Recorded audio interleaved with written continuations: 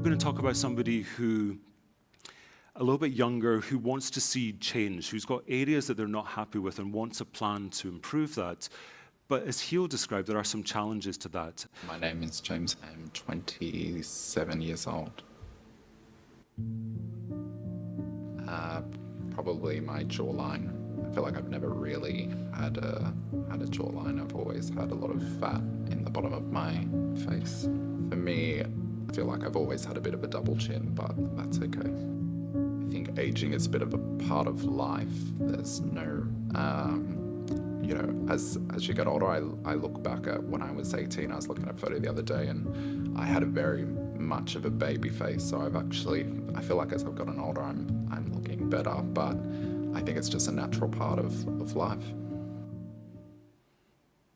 And of course it is. I think we sometimes forget this. That of course it's completely normal that we're all aging. But like the last person, there are people who just want to take a bit more control over this process.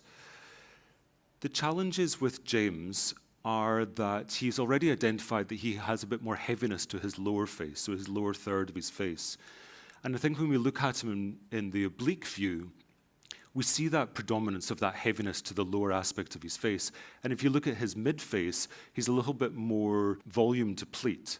So the consideration we have to make is that if we're going to improve his jawline, which is his primary concern, how do we do that without volumizing and bloating his face and actually making him look heavier in the process? And this is all about product choice. This is about being very careful with your placement and with your choice of products so that we don't add additional weight or volume. So my approach with James was to predominantly use this. Again, I mentioned at the beginning, I really like this, particularly like it when you want to add structure, but you don't want to add excessive edematous-looking volume. I think it's great when you have thicker, heavier tissue like James does, where we need that mechanical support.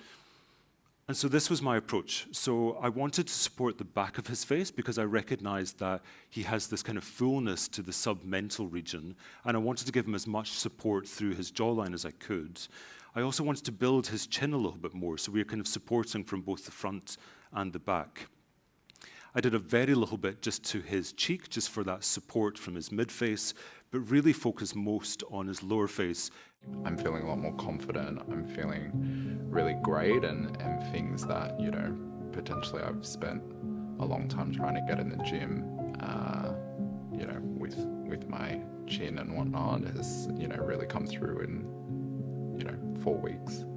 I'm feeling great. I can definitely notice a difference between the last time I came in and now, and I'm feeling a lot more confident with my change. What's great is when you hear that it's had this knock-on effect in their life in other ways as well. This isn't just about those improvements of angles or jaws or definition or shadows. This is about how that translates into their day-to-day life and the knock-on effect that it has when we look better, that it translates into feeling better. I think, as I mentioned before, the challenge I had with James was this heaviness to his lower face.